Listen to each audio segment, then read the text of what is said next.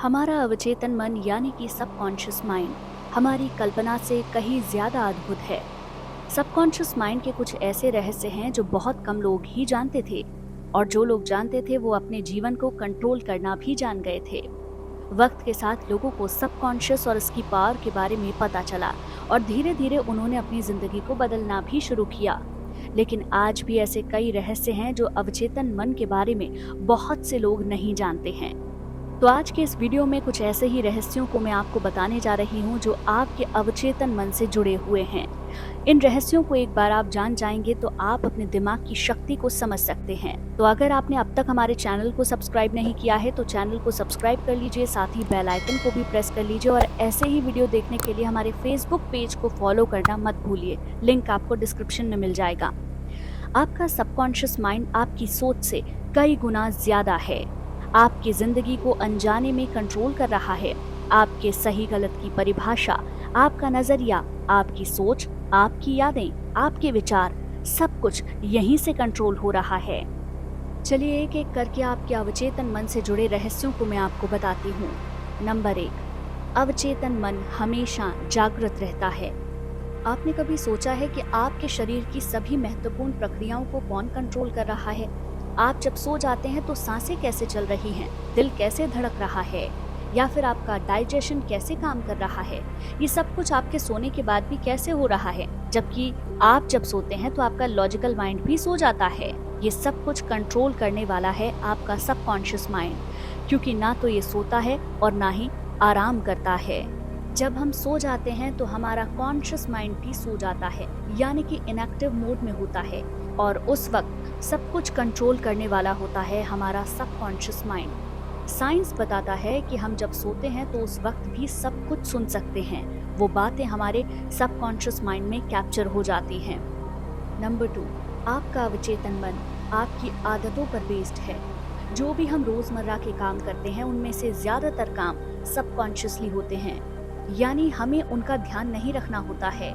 Subconscious mind आदतों को इस तरह संचालित करता है कि वे स्वाभाविक रूप से बिना किसी प्रयास के जीवन में घटित होती हैं।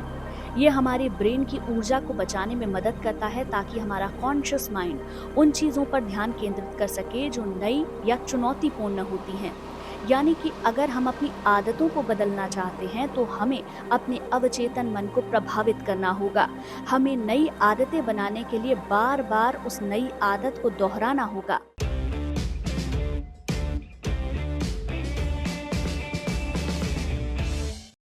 शुरुआत में ये मुश्किल होगा क्योंकि आपका सबकॉन्शियस पुरानी आदतों के अनुसार काम कर रहा होगा, लेकिन जब लगातार आप नई आदतों की प्रैक्टिस करते जाएंगे तो वो नई आदत आपकी पुरानी आदत को रिप्लेस कर देगी और आपके सबकॉन्शियस माइंड तक चली जाएगी। और इसी से जुड़ा हुआ कॉन्सेप्ट है न्यूरोप्लास्टिसिटी एंड सबकॉन्शियस रीप्रोग्रामिंग। जब तक रीप्रोग्रामिंग नहीं होगी, आपके दिमाग के सोचने का तरीका और आपका नजरिया नहीं बदलेगा। नंबर 3, विज्ञान मानता है कि आपका अवचेतन मन आपके जीवन का 95% हिस्सा नियंत्रित कर रहा है। ये आपकी आदतों को संचालित करता है। हमने सालों से जो अपने दिमाग में धारणाएं और मान्यताएं बनाई हैं, वो हमारे व्यवहार को आकार देती हैं, और ये सब सबकॉन्शियस माइंड के माध्यम से ही होता है। यहाँ तक कि आपका स्वास्थ्य, आपके रिश्ते, आपका पैसा, सब कुछ ये कंट्रोल करता है। अगर हम बचपन में कुछ नकारात्मक अनुभव करते हैं तो वो एक्सपीरियंस हमारे अवचेतन मन में घर कर लेता है और हमारे जीवन को आगे प्रभावित करता है। फॉर एग्जाम्पल, यदि कोई इंसान सोचता है कि वो अमीर नहीं बन सकता तो ये धारणा उसके जीवन में सच साबित होती है।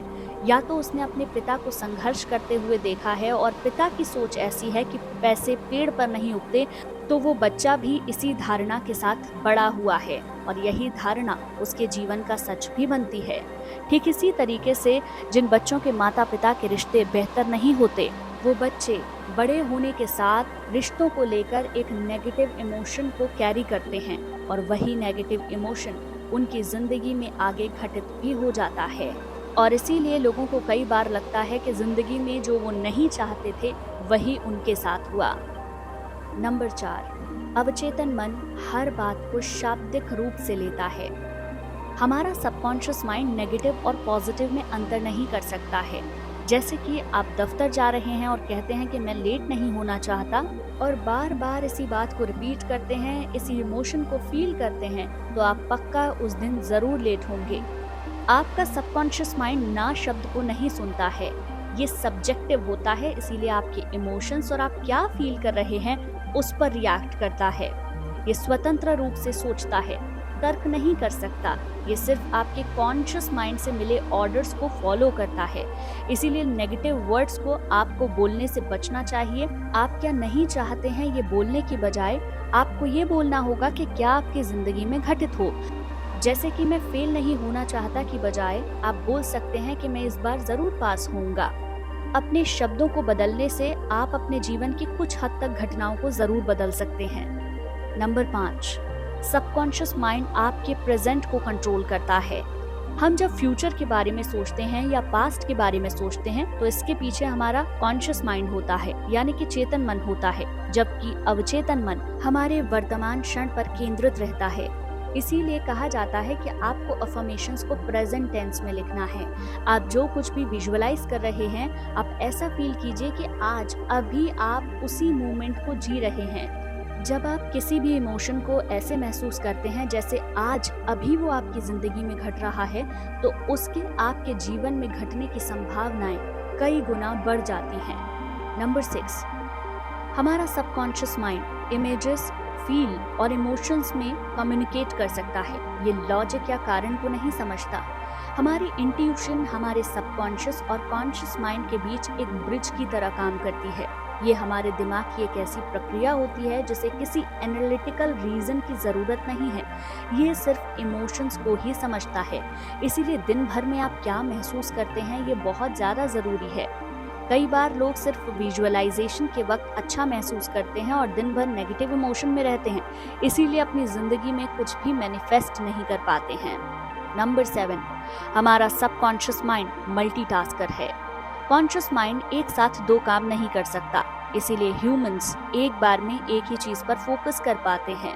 लेकिन सबकॉन्शियस माइंड आपकी बॉडी की फंक्शनिंग भी कर रहा है, कॉन्शियस माइंड के ऑर्डर्स को भी फॉलो कर रहा है और इमीडिएटली आपके इमोशंस को भी स्विच कर सकता है। कई बार आप थके होते हैं, आप कुछ अच्छा सा म्यूजिक सुनते हैं और आप तुरंत बेटर फील करने लग जाते हैं। ये कॉन्शियस माइंड नहीं कर सकता है। आपके फीलिंग्स और आपके इमोशंस को अवचेतन मन ही कंट्रोल कर रहा है। दोस्तों, आपके सबकॉन्शियस माइंड के बारे में इन बातों को जान के आपको ये ज़रूर समझ आया होगा कि मैनिफेस्टेशन में आपको क्यों डिफरेंट टेक्निक्स के बारे में बताया जाता है, क्यों कहा जाता है कि सबकॉन्शियस माइंड की प्रोग्रामिंग बहुत ज़रूरी है, साथ ही क्यों कहा जाता है कि आपके इमोशंस बहुत मैटर करते हैं। उम्मीद करती हूँ आपको आज का वीडियो पसंद आया होगा। वीडियो पसंद आया हो तो चैनल को सब्सक्राइब करना ना भूलें, साथ ही बेल आइकन को भी प्रेस करें ताकि इस तरीके के वीडियो आपको सबसे पहले मिल सकें।